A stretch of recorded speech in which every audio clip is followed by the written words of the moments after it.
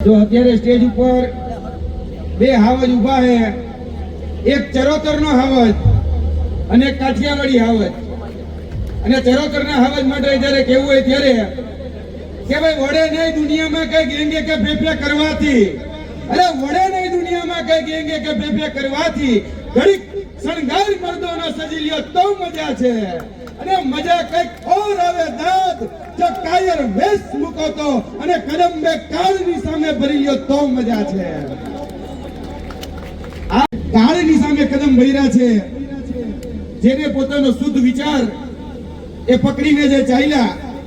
આજથી 3.5 મહિનાનો એ દિવસ મને યાદ છે કે આજ ભૂમિ ઉપર અમે મહિપતસિંહ સાથે ભૂમિ પૂજન કરેલું અને એને વાયદો કરેલો કે ભાઈ 100 દિવસની અંદર અહીંયા આપણે જે વડીલો જે વૃદ્ધો છે એના માટે એક સુંદર વૃંદાવન બનાવીશું।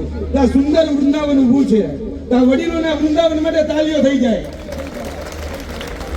આ એ વડીલોનું વૃંદાવન છે કે જે મહિપતસિંહ જે રીતે પોપટભાઈએ કીધું એમ દિલીપસિંહની, કારણ કે વિચારો તો ઘણા બધાને આવતા હશે। જે રીતે હમણાં પોપટભાઈએ વાત કરી કે સોશિયલ મીડિયા આપણી પાસે બ્રહ્માસ્ત્રનું સાધન છે, તો આપણે કદાચ એ વિચારોનું અમલીકરણ જો કરવા લાગીએ તો ચોક્કસપણે એમાં સોનામાં સુગંધ પડી જાય। આ મહિપતસિંહે કરીને બતાવ્યું છે, એને પણ હશે કે તમારી જેમ એક દિવસ વિચાર આવ્યો હોય છે કે ભાઈ મારે પણ ક્યાંક માનવતા દાખવી છે, મારે પણ ક્યાંક પરોપકાર કરવો છે, અને એ પરોપકાર ને એ માનવતા એને આ કરીને બતાવ્યું છે।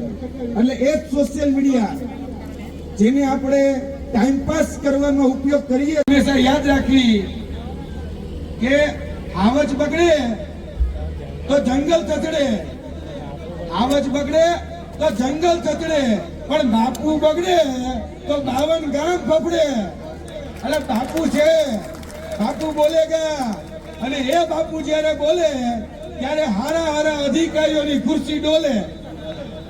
જોયું છે ને સોને તાજને સાક્ષી, કારણ કે બાપુ જ્યારે બોલવાનું ચાલુ કરે ત્યારે હારા હારા જે અધિકારીઓની ખુરશી છે એ હલબલવા માંડે। કેમ કે બાપુનો ફોન ઉપાડવો ન ઉપાડવો, ઉપાડીને હું જવાબ દેવો એ ખબર નથી પડતી। એટલે ખૂબ સુંદર આયોજન। મા જગદંબાને પ્રાર્થના કે મહિપતસિંહને ખૂબ શક્તિ આપે, ખૂબ સાહસ આપે, અને અમે પણ અમારી યથાશક્તિ પ્રમાણે હંમેશા મહિપતસિંહને જે પણ થઈ શક્યું છે મદદ કરી છે, એ પ્રત્યક્ષ હોય કે અપ્રત્યક્ષ હંમેશા અમે ખભોથી ખભો મિલાવીને ઉભા રહીશું। જ્યાં પણ જરૂર પડશે ત્યાં અમારો સાથ સહકાર અને સહયોગ રહેશે। મહિપતસિંહ, તમે જે હવે કાર્ય કરવા જઈ રહ્યા છો કે મહિપતસિંહ કી પાઠશાળા, તો અમે આ યુવાનોની પાઠશાળાના ફિલ્ડમાં છીએ। તમે જે હવે રોજગાર લક્ષી જે કાર્યક્રમો કરવા જઈ રહ્યા છો, જે સ્વરોજગારના કાર્ય કરવા જઈ રહ્યા છો, તેમાં જ્યાં પણ જરૂર પડશે કે બધી જ પ્રકારની રોજગારી, એ સરકારી હોય, અર્ધ સરકારી હોય કે બિન સરકારી, એ તમામ પ્રકારની રોજગારી આપણા યુવાનોને કઈ રીતે મળી શકે, કૌભાંડ ભ્રષ્ટાચાર કટકી વગર, નહીતર પછી ઓલું ટેબલ નીચેથી દેવાની પ્રથા નહીં। એટલે એમાં પણ જ્યાં જરૂર પડશે ત્યાં અમારે પૂરેપૂરો સાથ સહકાર અને સહયોગ રહેશે।